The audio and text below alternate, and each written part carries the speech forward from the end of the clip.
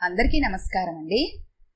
ఈరోజు మనం ఎం హేమలత గారు రచించిన నేటి కూతురు అనే ఓ చక్కటి కథను విందాం. ఇక కథలోకి వెళ్దాం. హడావిడిగా లోపలికి వచ్చిన శేఖర్, అమ్మా, సుజాత ఎన్ని గంటల బస్కెళ్ళింది అంటూ తల్లి విమలమ్మను ప్రశ్నించాడు. అదేంట్రా, నీకు ఫోన్ చేసిందంటగా? వాళ్ళమ్మ దగ్గర నుండి ఫోన్ రాగానే బయలుదేరింది. 12 గంటల బస్సుకి. ఈ పాటికి గుంటూరు చేరే ఉంటుంది. పాపం వాళ్ళ నాన్నగారికి హార్ట్అటాక్ వచ్చి హాస్పిటల్లో అడ్మిట్ అయ్యారట. నేను బాస్ ఛాంబర్లో మీటింగ్లో ఉన్నానమ్మా.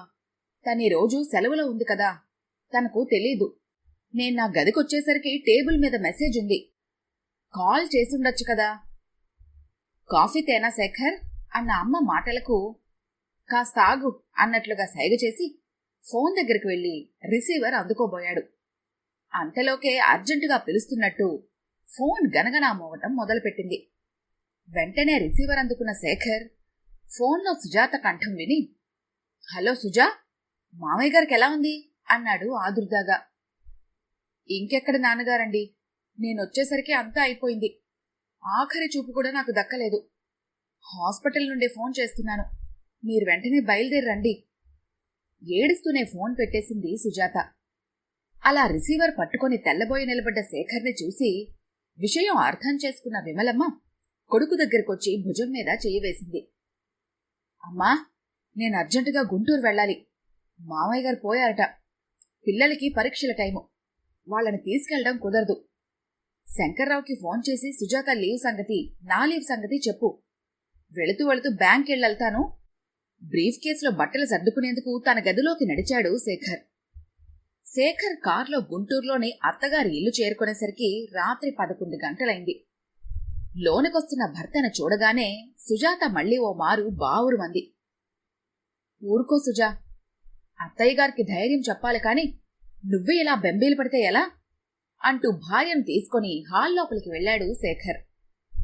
ఇంకా నిద్రపోతున్నట్లే ఉన్న మామగారి విగత శరీరం దగ్గర ఒక్క క్షణం నిలబడి శోకమే మూర్తిభవించినట్లు కూర్చుని ఉన్న సుగుణమ్మ దగ్గరికి నడిచాడు శేఖర్.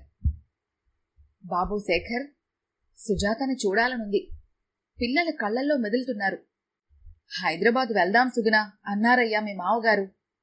అలాగే, అక్కడ పిల్లలకి పరీక్షలవగానే వెళ్దాం. అందరినీ చూసినట్లుంటుంది. పిల్లలిద్దరినీ సెలవులకు మనతో పాటు గుంటూరు తీసుకొద్దామని నేనే అడ్డుపుల్ల వేశాను. ఆఖరికి కూతుర్ని పిల్లల్ని చూసుకోకుండానే దాటిపోయారు అంటూ గొల్లుమంది సుగుణమ్మ. బాధపడకండి అత్తయ్య, మన చేతుల్లో ఏముంది చెప్పండి. మంచాన పడ్డ మనిషి కాదు కదా. శుభ్రంగా తిరుగుతున్న మామయ్యకి ఇంతలోకి ఇలా ముంచుకొస్తుందని మీరు మాత్రం కలగన్నారా? సుగుణమ్మని సుజాతని సముదాయిస్తూ చాలాసేపు అక్కడే కూర్చుండిపోయాడు శేఖర్. మాధవరావుకి కొడుకైనా అల్లుడైనా తనే కాబట్టి తలకొరువు పెట్టడం తన బాధ్యతగా భావించి అంత్యక్రియలను నిర్వహించాడు శేఖర్.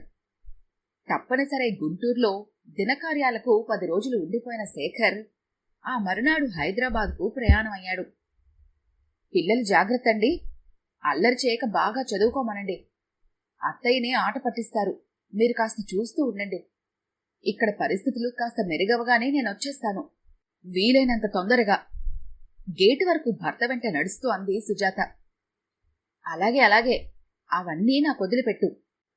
అత్తయ్యకి కాస్త ధైర్యం చిక్కాక నువ్వురా, కారులో ఎక్కి కూర్చుంటూ అన్నాడు శేఖర్. మరలి వస్తున్న శేఖర్ మనసు నిండా ఎడతెరిపిలేని ఆలోచనలు. తనలాగే సుజాత కూడా వాళ్ళ తల్లిదండ్రులకు ఒక్కగానొక్క సంతానం. మామగారు తరచూ బంధుమిత్రులతో అనటం గుర్తొచ్చింది శేఖర్కి. అల్లుడు కూతురు నాకు 2 కళ్ళు, ఇద్దరూ ఎందులోనూ తీసిపోనే జంట. శేఖర్కి సరిసమానంగా నా కూతురు కూడా ఎంటెక్ చేసింది. చదువుల్లోనే కాదు, ఉద్యోగాల్లో కూడా ఇద్దరూ సమ ఉజ్జీలే. They are made for each other couple. కొడుకు లేకుంటే నాకేమయ్యా, నాకు సుజాత 10 మంది కొడుకులకు పెట్టు.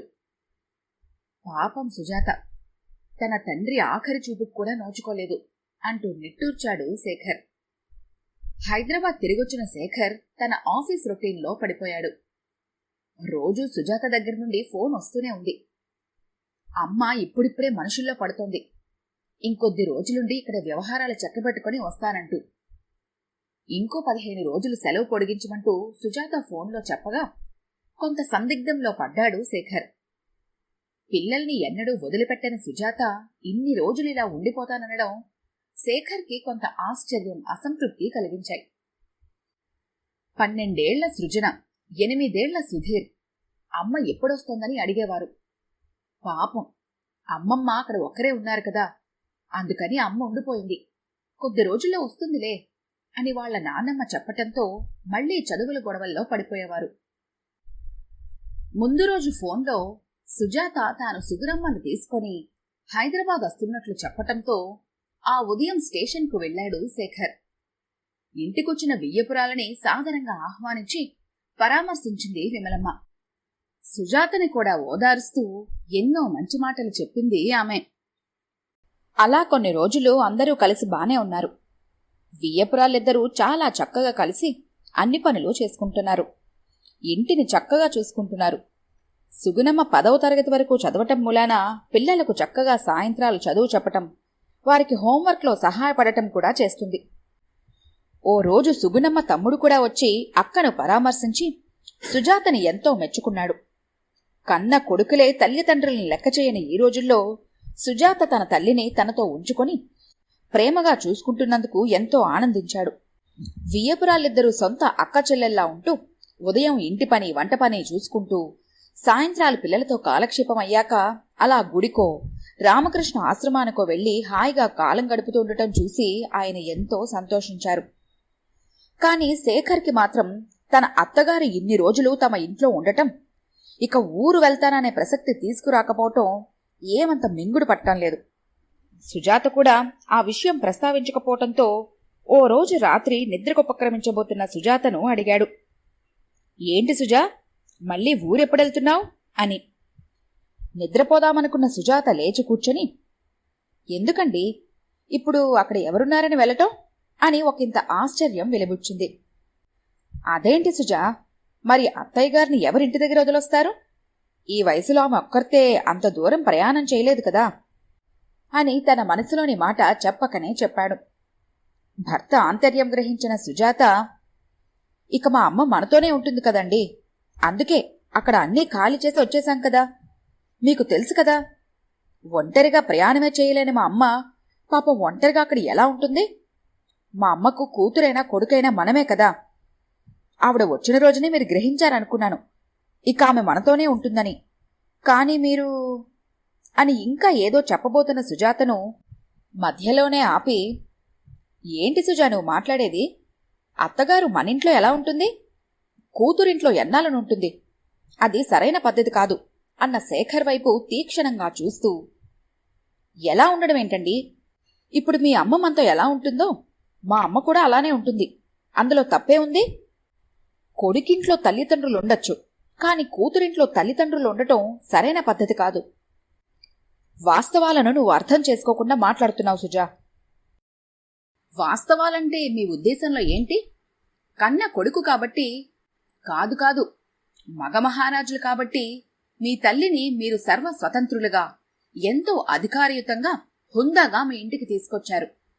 అదే నా కన్న తల్లిని నా ఇంటికి తీసుకురావటానికి బాగా ఆలోచించుకోవాలి, వాస్తవాలు అర్థం చేసుకోవాలి, మీ అనుమతి, అనుజ్ఞ తీసుకోవాలి. సుజాత ఆవేశంగా మాట్లాడటం శేఖర్కి మరింత కోపం తెప్పించింది. సుజా, నువ్వెలా అయినా అర్థం చేసుకో, కాని నువ్వు తీసుకునే నిర్ణయాన్ని నేను ఎంత మాత్రం సమర్థించను. ముఖం గంటు పెట్టుకుని పక్కకు తిరిగి పడుకున్నాడు శేఖర్. సుజాతలో అంతర్మథనం ఆరంభమైంది. శేఖర్ కొడుకుగా తన కర్తవ్యం నిర్వహించి తల్లిని తన దగ్గర ఉంచుకున్నాడు. అదే కూతురుగా తన తల్లిని తన వద్ద ఉంచుకోవాలని తన అనుకోవటంలో తప్పేమిటో ఎంత ఆలోచించినా సుజాతకు అంతుపట్టడం లేదు.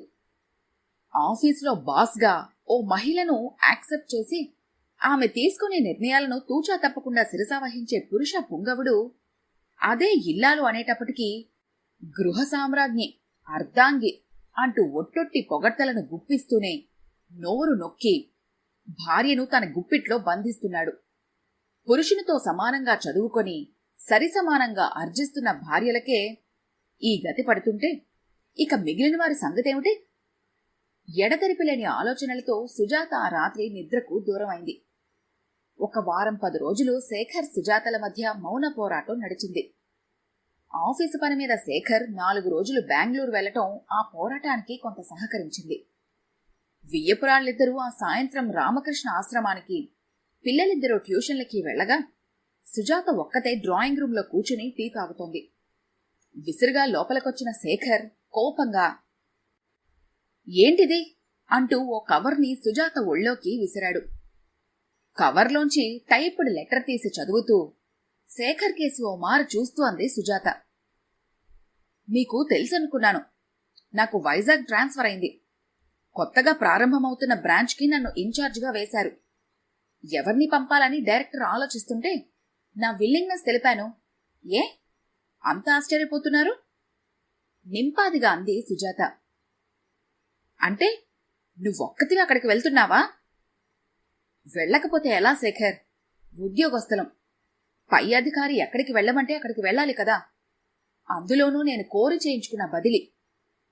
స్థిరంగా మాట్లాడుతున్న సుజాత మాటలకు మరింత ఆగ్రహం కలిగింది శేఖర్కి. ఆహా, అలాగా?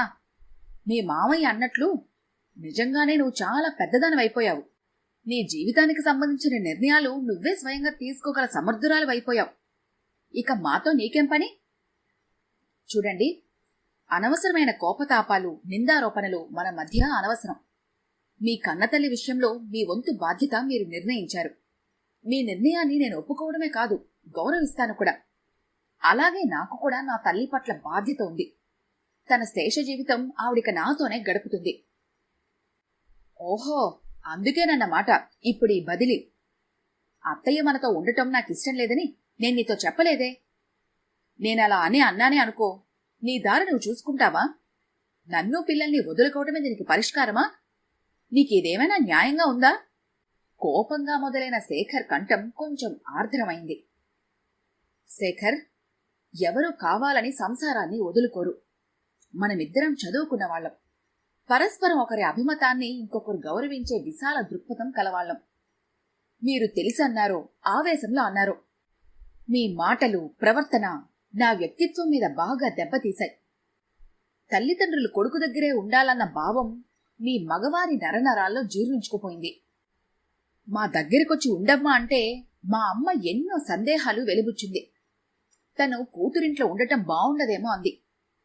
పురుషాధిక్య సమాజంలో పుట్టి పెరిగిన సంధియుగం మహిళ కదా ఆవిడ.